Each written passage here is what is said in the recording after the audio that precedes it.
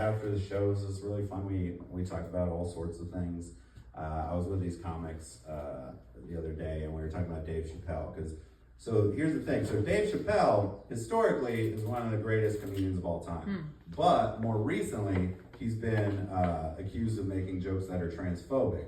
And I was just talking to these comics, and we were like, well, what do you think the other great comedians from all time would be like now if they had to comment on trans material? Like, what about like George Carlin or Richard Pryor? And I feel like I know, because I watch a lot of George Carlin and a lot of Richard Pryor. And what I think George Carlin would do is he would do a lot of jokes where he used a lot of slurs, but the joke would be making fun of transphobic people. Yes. Whereas Richard Pryor, what he'd say about the trans community is, I like fucking them. I like sucking dick and titties. Look him up. He was a wild dude. That dude was black saying that in 1968. Like that, he was saying some wild shit. Speaking of sexuality, me and my girlfriend have been trying new things. My fiance, damn, dude. Literally, we got engaged last Sunday. And it was in Ocean City, so it was really close there. Yeah, just like right after Dewey Beach. I don't get that part of the country. Why is it 2 states? It's like, I haven't been in Maryland in like 4 hours, and all of a sudden I'm in Maryland all of a sudden. What the fuck? Shitty ass crap state. Bringing the sales tax out again? Come on! I was getting used to it. No, I love Maryland. That's where my fiance's from. That's great. But yeah, so we've been trying new things. We've been like we live in New York City, so we try to get out of the city on weekends. One thing, next thing on the agenda is have a threesome. That's a thing we want to do because we're trying to live out loud. And she is sexually fluid, and that's why she wants to have a threesome. And I want to have one because I am ambidextrous. That's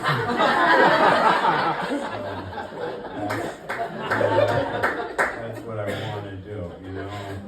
I want to live out loud, all right? I'm tired of living in a box. I want to watch 2 boxes rub against each other. And stroke their hair and give them water.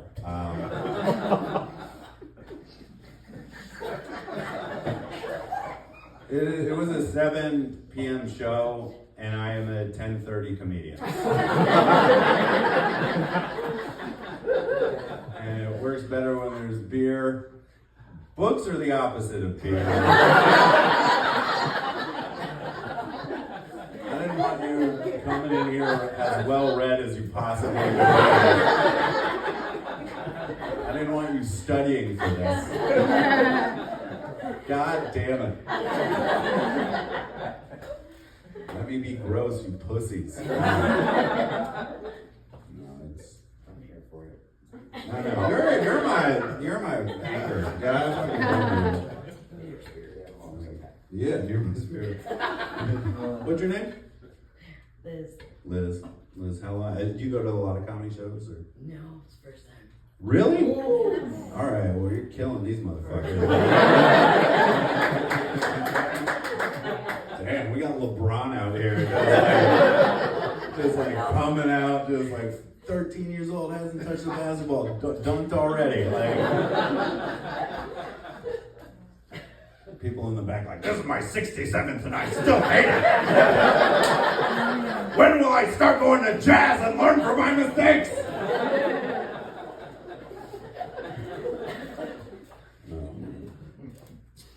LeBron. I think Jordan's better. Do anyone watch basketball? Yeah, y'all don't really have a team around here. Y'all have the Sixers. Sorry about that. Yeah, I think Michael Jordan's better than LeBron. I think he's the greater player historically because here's why I say that. Is because this is one of 2 reasons. First, the way that people beat Jordan before he started winning all those championships is they implemented a strategy called the Jordan rules, where what they did was whenever he tried to score, they had this brilliant strategy of punching him in the face. That's how good he was. Imagine being so good at something that the competition's like, we just gotta hit him. We just gotta hit him now. That's one reason. I also think a facet of greatness is how you carry yourself and how people look at you and looking like you're supernatural. And I feel like Jordan exemplifies that more than LeBron. Like his life, he just seems more like impressive off court too. Let me give you an example why. Back in like 2007, 2008, there was a rumor that when LeBron James was on the Cleveland Cavaliers, that he fucked his teammate's girlfriend. And to get back at LeBron James, his teammate fucked LeBron's mom.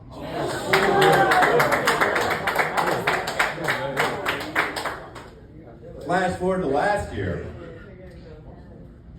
Michael Jordan's son married Scottie Pippen's ex-wife.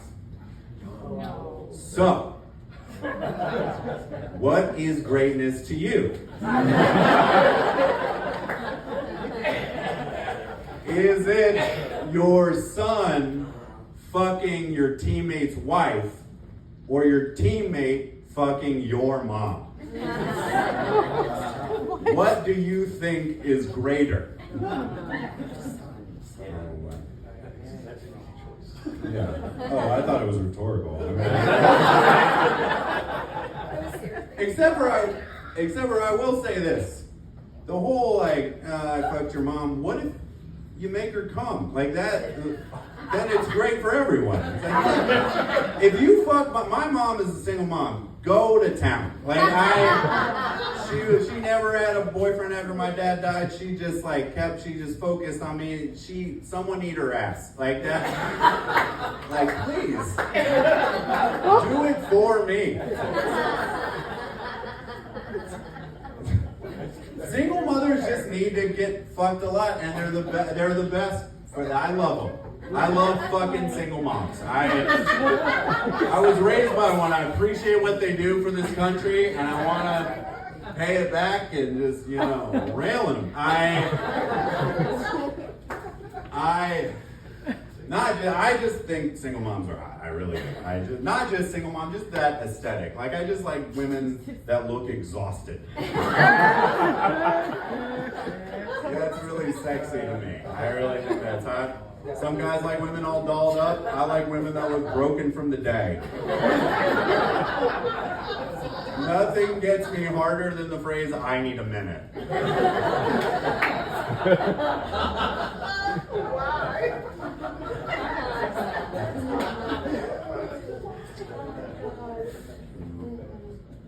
I mentioned my girlfriend's sexually fluid. I would agree that like people say sexuality is fluid, and I agree. I think the thing that's not fluid is honesty about your sexuality. Like that just takes way longer to admit. Like for instance, anytime I've ever slept with a woman and someone's asked me about it, I felt comfortable talking about it. But once when I was in high school, I hooked up with a guy.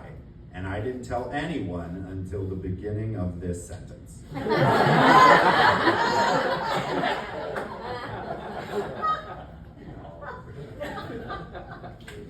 done that joke for 4 years.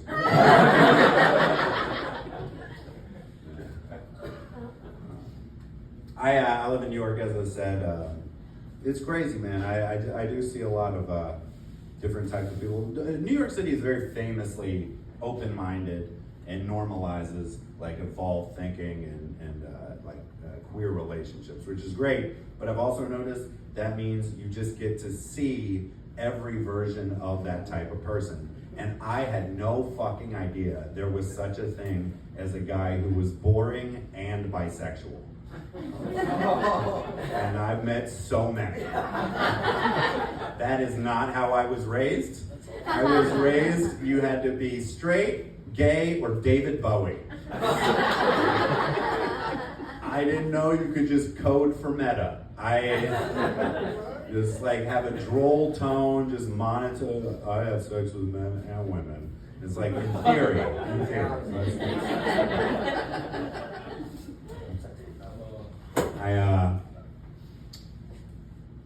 I have a beef with a bisexual woman.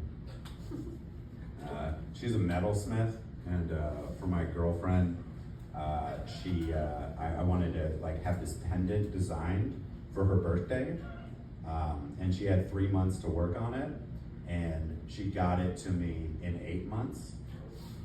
And look, I'm not saying that it's because she's bisexual that happened. I will say a lesbian would never do that to me. I would have that shit 2 months early.